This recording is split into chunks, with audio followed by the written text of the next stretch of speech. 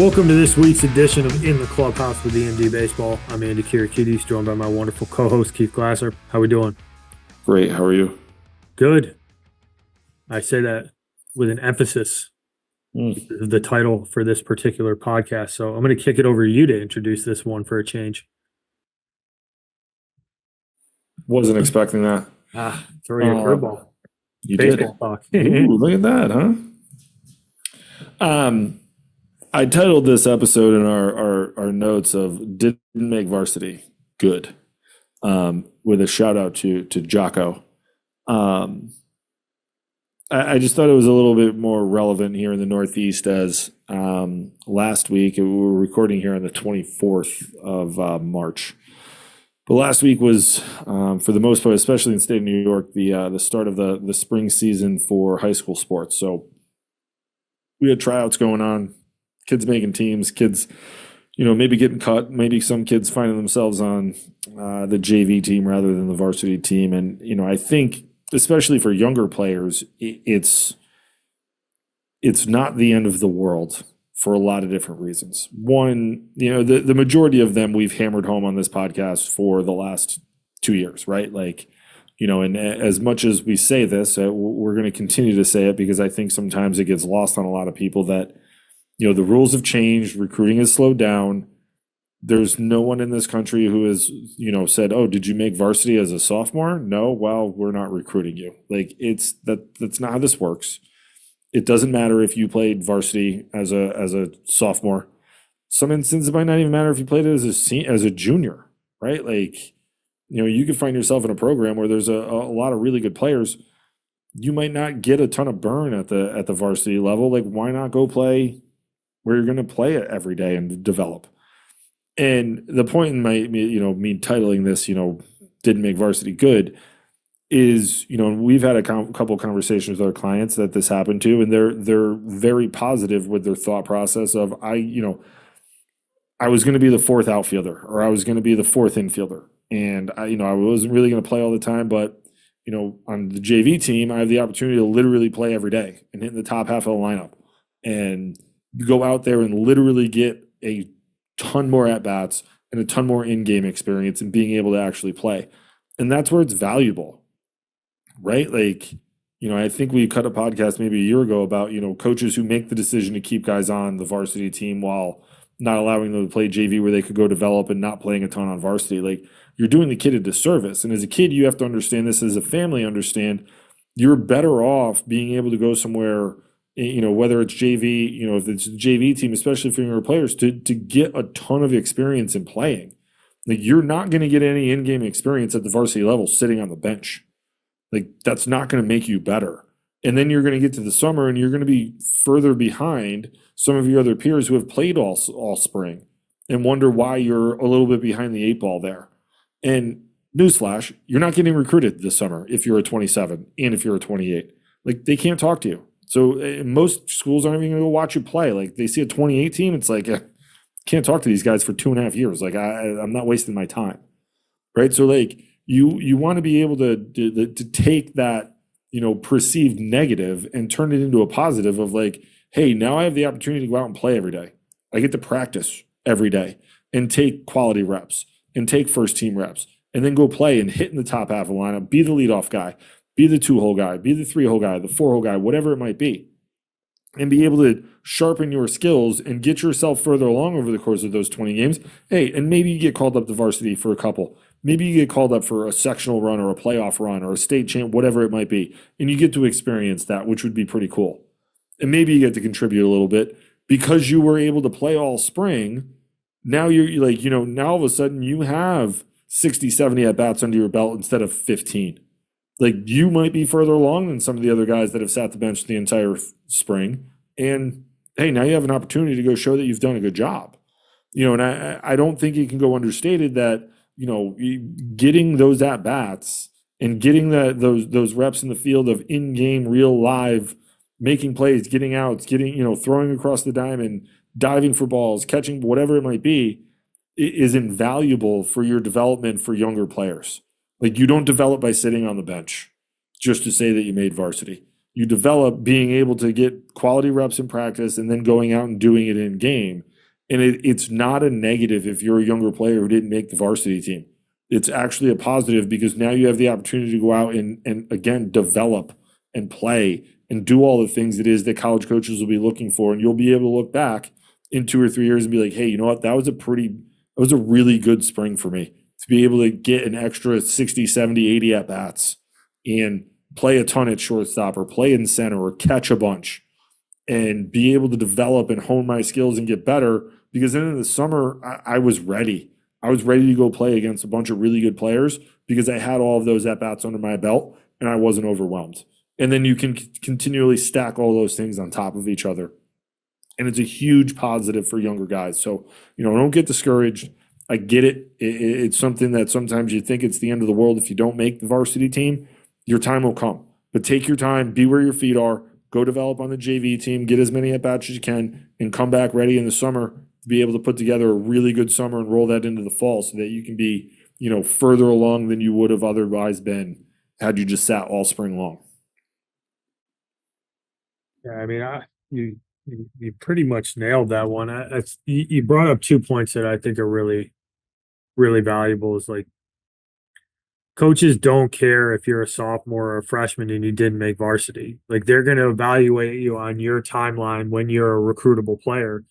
And it's just not something that they're interested in. They're interested in, are you good enough to play for them? And to your point, those reps you get on JV, that might be the difference in your development. And not to mention, like, it's more enjoyable to play every day. Like, let's just call it what it is. Like, to be able to say that you played varsity, but you didn't play at all. One, it's not as fun to show up when you're never gonna play. Like you're gonna be more enthused about what you're doing. You're gonna play every day. You're gonna be more engaged, and that development piece is huge. Most kids, I mean, what it's like 2% of 2% of high school kids play Division I baseball, right? So if you're a 2027, you need to be the percentage of guys that are going to get recruited this upcoming summer who are 27s is significantly smaller, right? Most guys' timeline is going to go to next year anyway, so you got to play the long game. And the long game, to your point, is reps. It's game experience. It's base running. It's at bats. Like that's how you get better in this game. You get better because you threw innings. You get better because you took a ton of at bats. Like a guy that I worked for at William and Mary, Brian Murphy, absolutely love him to death. He's one of my favorite people in all of baseball. We used to always say that at bats and innings pitched, they're gold. Like that's what moves the needle for guys, right? It's why we tried to practice live a lot of the times. We wanted guys to get at bats. We wanted innings pitched. We wanted those real world settings that we could actually simulate what a game looks like because you're actually playing the game. And that goes back to exactly what you're talking about. That experience you get on JV, like in that moment when you don't make the varsity team, like, yeah, probably sucks. I get it. But you can have that chip on your shoulder. Like you can be upset about it for a minute. But to your point, let's turn that into a positive, right? I get to play every day now, right? I get to go compete every day. I'm not just getting a jersey, right? I'm going to be a part of something. I'm going to get a chance to play every day. I'm going to be in the lineup. And for most guys, the long game is how you're successful in this recruiting process, right? You have short-term goals, but the long-term goal is to be able to play college baseball. And for a lot of guys, that experience they get and the amount of games they play is what moves the needle, not whether you got to play on the varsity team as a freshman or a sophomore. Um, yeah, so don't get discouraged. Don't get your head down. Like, just continue to work at it, continue to chip away at it, get in the weight room, enjoy showing up to practice, be a really good practice player, compete your butt off on game days, and keep stacking those valuable reps together, and it'll pay dividends in the long run. Um, but I'm glad you brought this up as a topic for today because I think it is very relevant, not only from a timing perspective, but just for guys to hear that there's plenty of guys who are on JV right now who are going to go play college baseball for the exact reasons that you outlined to start this, that they got a chance to play every day and they're going to be better for it in the long run. I've said this before, and it's relevant in this one, and I guess even super relevant because he retired today. But Kevin Smith, who spent a couple years in the big leagues and played professional baseball for a while and was a second round pick out of Maryland. he played JV when I coached high school for a year at Columbia High School. And I kind of fought tooth and nail to have him on the varsity team because he was one of the best infielders I'd ever seen, as evidence of him going to Maryland and eventually making it to the show. But for him in that moment at his age, the right move was to have him play on the JV team because of the reps he got, and he was better for it. He wasn't necessarily as good of a hitter, let's say, as the senior that we had playing shortstop on the high school team that year. And that's to my point with that is that he wasn't ready from a hitting standpoint because he wasn't physical enough. I mean, he was 14 years old. Like, he wasn't the guy that you see now who's playing in the big leagues. He was a 14-year-old kid who wasn't strong enough. Like, there's a huge difference, or 15-year-old kid. There's a huge difference between a 17, 18-year-old and a 14, 15-year-old physically. And like that needs to be taken into account too. And I think I give Chris Dietrich all the credit in the world for it. Like, and he pulled him up and he played varsity, a little bit at the end of the year, but he was better for it, for having gone through that and gotten the reps, and he was further along. Which if memory serves, he ended up playing with the South Troy Dodger 18U team that summer and started at shortstop almost every game. Like, he's not in that position if he doesn't get all of those reps during the high school season, right? Like, he's not able to go play at a super high level and make that jump. Now he's uber athletic and blah, blah, blah, blah, blah. But like, he doesn't make that jump if he doesn't get, all of those reps doing that as the lead guy on the JV team to then make that jump. So I think that, there's, and it goes against my, my usual, like, don't make outliers the rule, but there's a lot of kids that play JV that end eventually as a sophomore that end up going and playing Division I baseball in a lot of places because of, you look back and it's to those reps and the development that they were able to do. I'm glad you touched on it, the base running, being able to do the little things that you need to do. You can't do that when you're sitting on the bench. You have to be able to get out there and do it and learn and fail and figure out how to fail better and fail forward so that you can continue your development to get to the point where you're going to be able to be a recruitable student athlete in a couple of years. Well said. Timely mention of Mr. Smith there. I saw that post today. I believe Mr. Rogers, a friend of yours, eloquently pointed out that really good people have really good things happen to them. Yep. So, no, well phenomenal human being. He really is phenomenal human being. I hope sometime in the near future we could have him on, because I think his path is interesting too, right? Like, he's a guy who I just told you played JV as a sophomore, and he committed to Maryland to a former coach that you played for, John Sheff, who was at Maryland at the time, before he had even played a varsity baseball game.